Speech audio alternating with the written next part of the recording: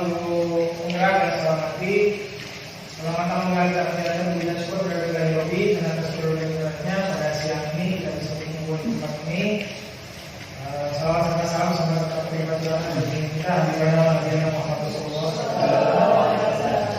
Dan keluarganya selamat juga pada kita umat yang sudah sampai hari ini. Bapak dan Ibu yang saya hormati, pada kesempatan hari ini berbahagialah kita karena rekan kita yaitu Bu Piti sedang melaksanakan kegiatan dan kita dukung sepenuhnya, baik dukungan secara fisik, secara mental, spiritual maupun dukungan dengan doa. Termasuk hari ini malah kita ikuti kegiatan diseminasi yang akan disampaikan oleh Bu Piti, dan ini merupakan salah satu dukungan kita kepada Bu Piti yang sekarang sedang melaksanakan kegiatan di calon guru penggerak. Mudah-mudahan beliau mendapatkan kelancaran, kesuksesan dalam kegiatan ini. Dan hari ini kita akan mengikuti kegiatan diseminasi yang berjudul menciptakan budaya positif di sekolah melalui keyakinan kelas. Assalamualaikum warahmatullahi wabarakatuh.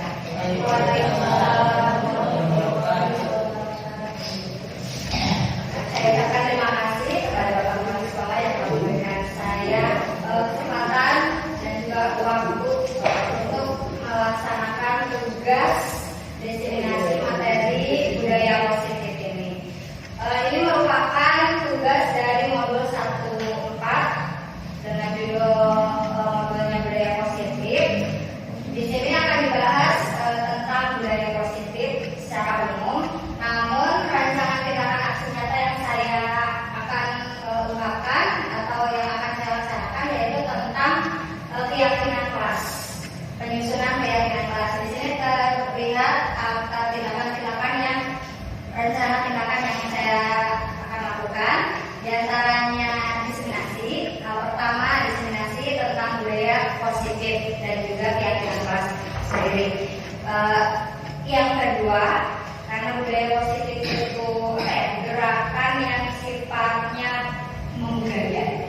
Budaya tidak akan bisa tercipta jika hanya terjadi seketika. Jadi budaya itu merupakan hasil pembiasaan.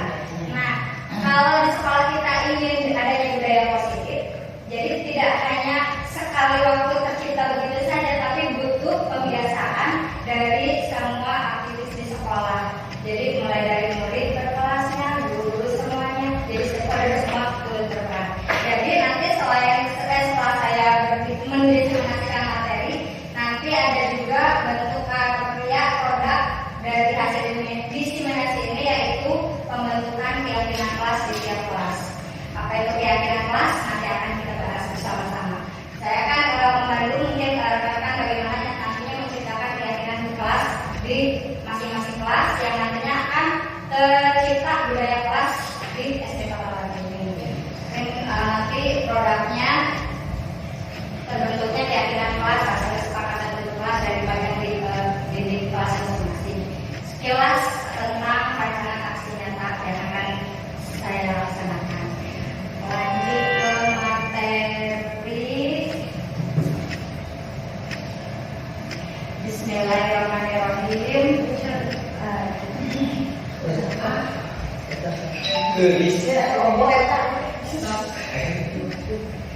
Barangkali Ibu Bapak ada yang kenal. Ini adalah fasilitator saya, Ibu Sri Satun dari Jawa Tengah, dan pengajar terakhir saya ini Ibu Masuti Maslina. Ibu Masuti Maslina ini merupakan kepala sekolah TK dari Mangbumi. Bumi tidak Paris, maaf itu kota Paris. Memakai sensor.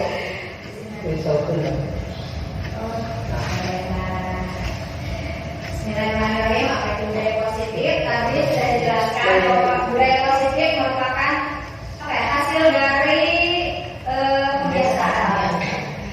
Merupakan nilai-nilai positif yang diyakini sebagai kebiasaan baik oleh keluarga sekolah yang membutuhkan konsistensi dalam mewujudkannya dan dibuat dengan tujuan untuk membantu karakter positif yang sesuai dengan profil pelajar Pancasila.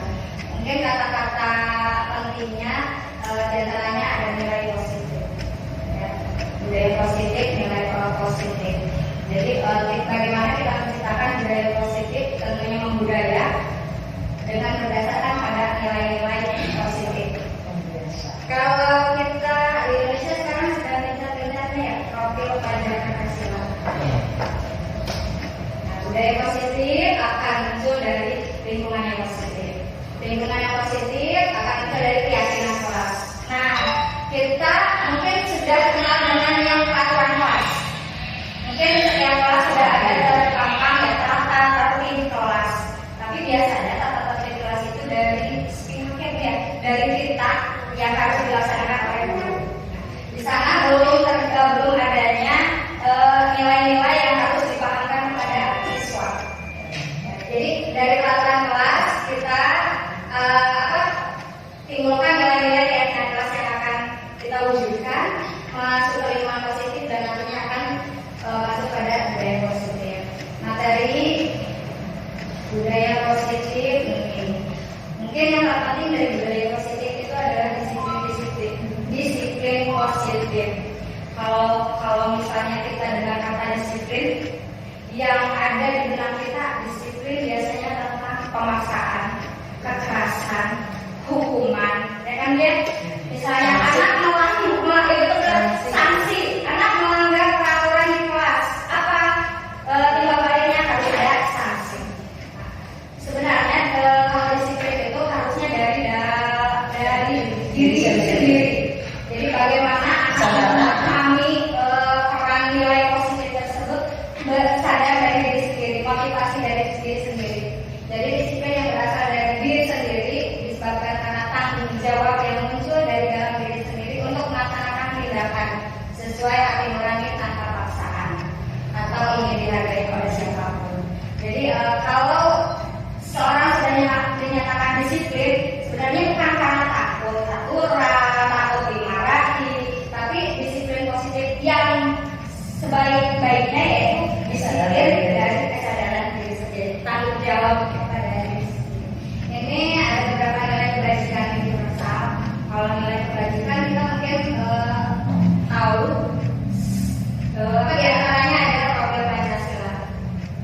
Ada 6 dimensi profil Pancasila. Mungkin kita sudah mengatakan kepada siswa-siswi kita ya, belajar Pancasila, beriman dan bertakwa pada Tuhan yang Esa dan berakhlak mulia, berkebinekaan global, gotong royong mandiri, kreatif dan bernalar kritis. Ini nilai-nilai yang sedang up-upnya dibuat-buatkan oleh kita belajar. Sebenarnya selain nilai ini juga banyak sekali. Contoh di pramuka kita mengenal dan sadar pramuka, takwa, disiplin, prana, setia dan lain sebagainya. Itu juga termasuk nilai kebajikan universal. Jujur, jujur, apalagi mandiri, tanggung jawab, nilai-nilai yang maknanya positif ini.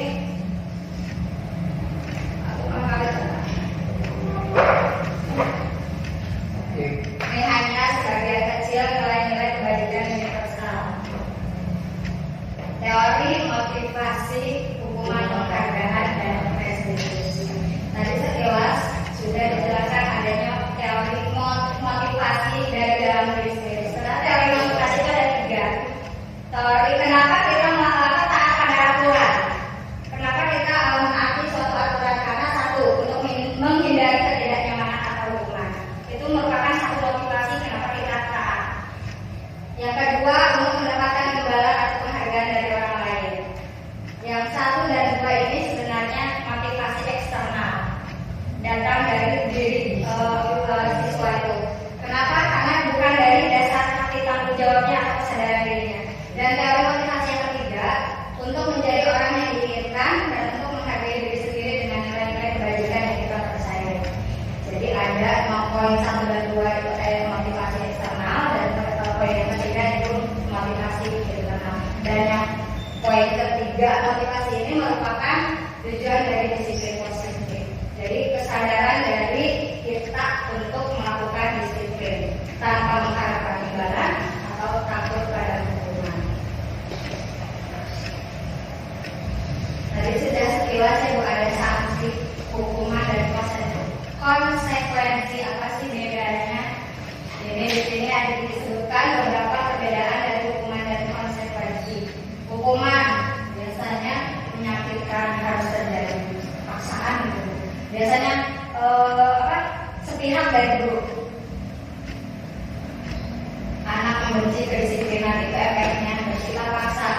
mendorong anak menyakiti diri sendiri, konsep diri menjadi buruk.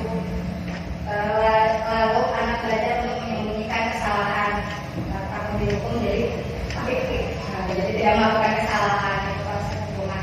Kalau konsekuensi itu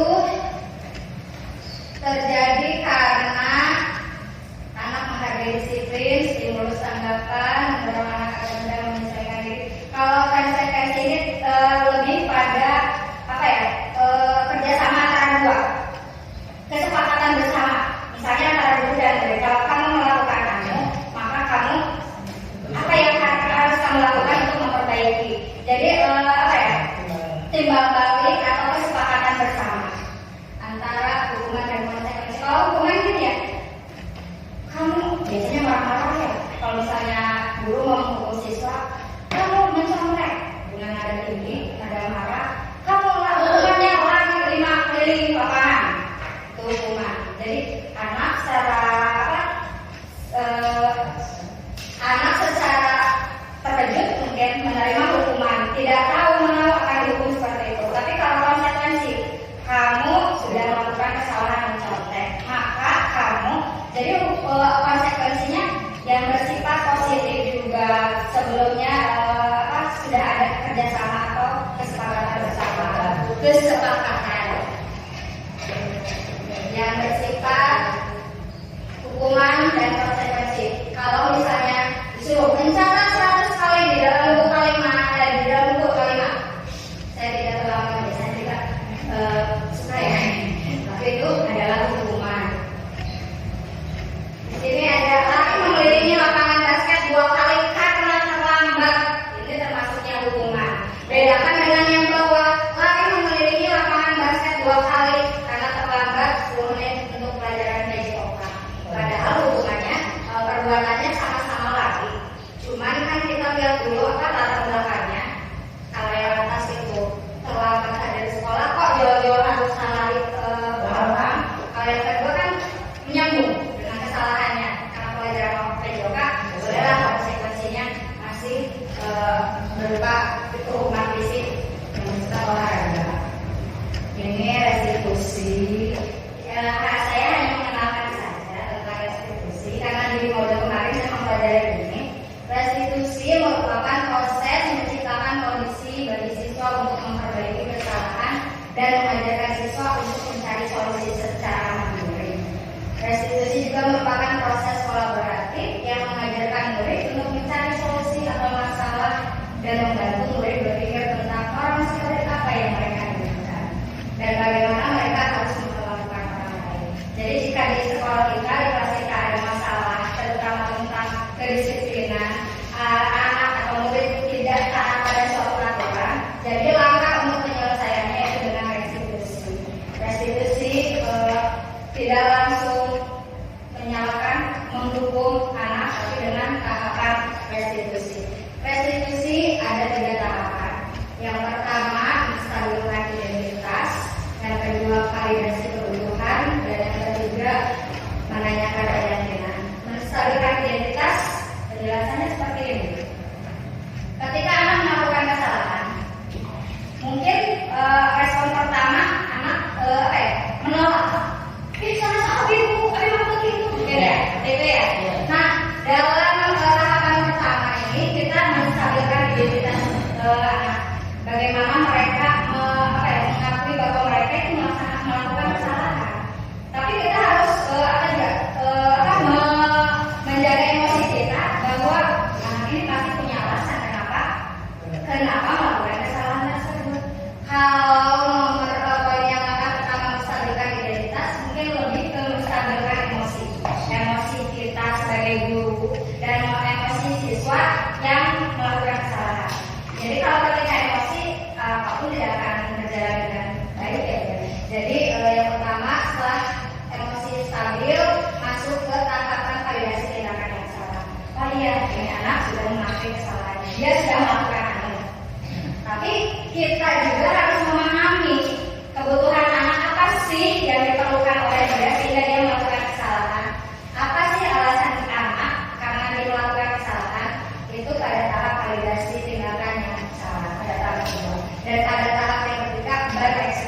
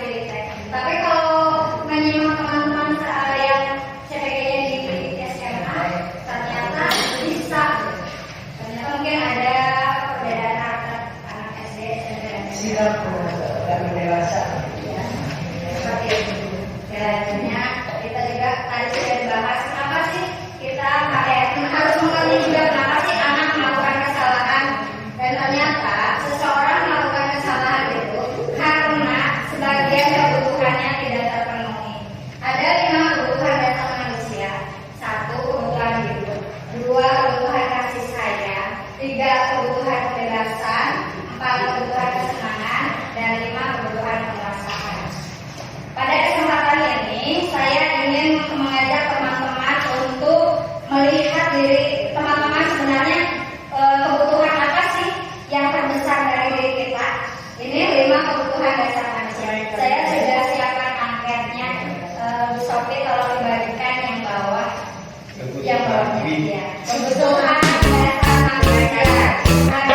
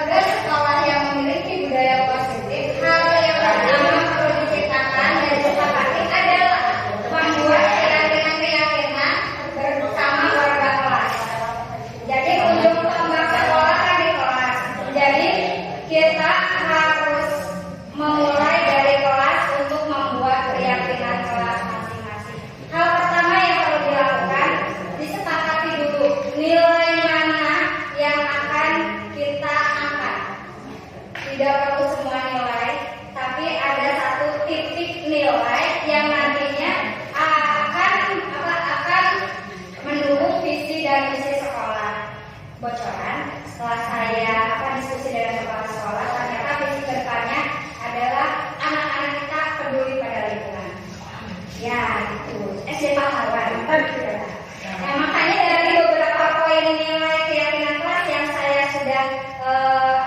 ciptakan di kelas ada 3, sebenarnya tidak perlu banyak-banyak, 5 saja nilai mana yang akan kita angkat. Kalau nilai yang saya angkat di kelas satu tentang saling menghormati.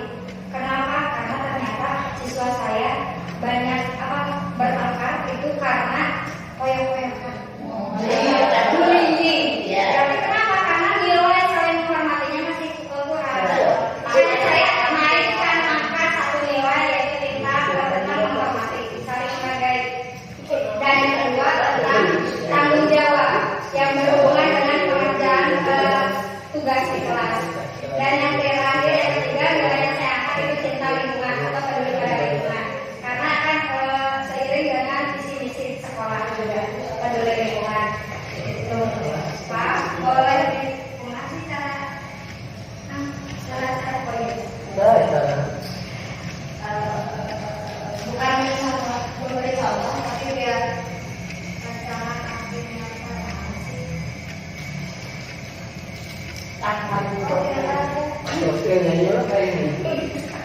Wakil Pancasila beriman dan bertakwa.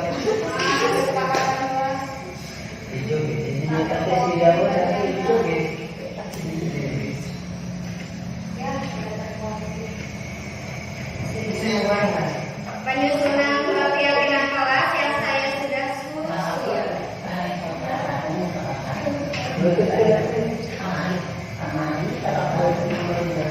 Tulis boleh.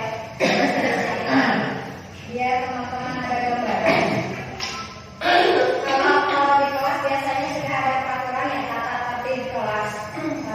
Tapi di atas tata tertib kelas itu harus ada suatu keyakinan yang disepakati antara guru dengan siswa.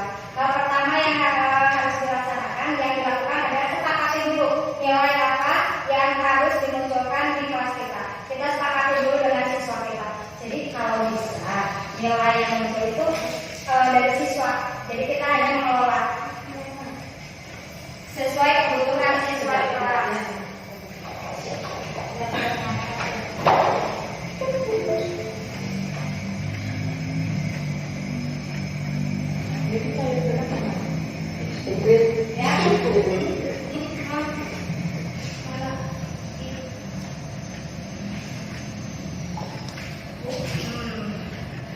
Kemudian saya akan minta tolong ke teman-teman karena budaya positif itu akarnya dari kelas. Jadi produk aksi nyatanya yaitu kesepakatan dari tiap kelas. Tiap kelas boleh berbeda-beda sesuai dengan kesepakatan tiap kelas. Kalau yang saya sudah angkat yaitu hanya 3 poin dari berbagai poin peraturan kelas atau tertib kelas yang saya keyakinan kelas yang saya sepakati dengan siswa itu ada 3. Kami meyakini bahwa sangat penting untuk menghormati dan berkata sopan pada orang lain. Jadi ketika anak melanggar suatu peraturan atau suatu nilai yang berhubungan dengan saling menghormati, contoh bullying atau mengatai berkata tidak sopan, kita ingatkan pada keyakinan kelas yang pertama. Kita kan yakin bahwa kita harus saling menghormati. Poin yang kedua yang saya angkat yaitu tanggung jawab. Kami meyakini bahwa sangat penting untuk mengerjakan tugas dengan penuh tanggung jawab. Ini berhubungan dengan bagaimana mereka di kelas anak kita mengerjakan tugas-tugas dari gurunya. Dan poin yang ketiga, kami meyakini bahwa sangat penting untuk menjaga kebersihan diri sendiri, kelas, dan lingkungan sekolah. Ini contohnya Bu ya. Contoh ya teman-teman, ini kesepakatan kelas yang sudah disusun oleh kelas Mande. Tiap kelas boleh beda sesuai dengan kesepakatan nilai masing-masing. Misalnya kalau ada nilai yang masalahnya kan beda, tiap kelas masalahnya beda. Kalau di kelas 6 yang sering muncul itu sopa koyok-koyok.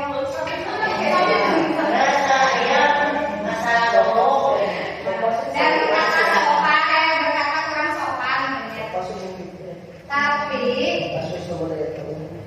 kesepakatan kelas tersebut ditandatangani oleh siswa-siswa semua. Jadi ada tanda tangan. Ini dalam aplikasinya di kelas nanti bebaslah mau di karton atau mau spanduk dicetak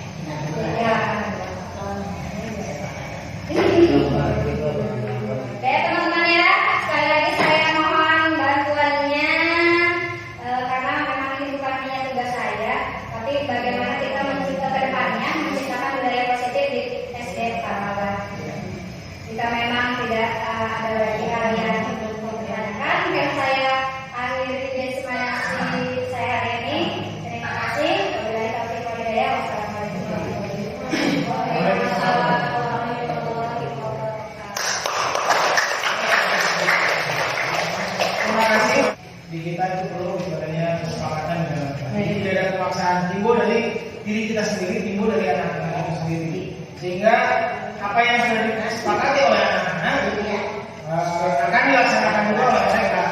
Jadi tidak usah kita memberikan hukuman atau punishment, tidak usah memberikan terlalu keras ukuran dan sebagainya. Tapi apabila anak itu sendiri sudah memahami, mengerti dan juga membuat sebuah komitmen barangkali juga, komitmen di dalam dirinya sendiri, komitmen di dalam kelas,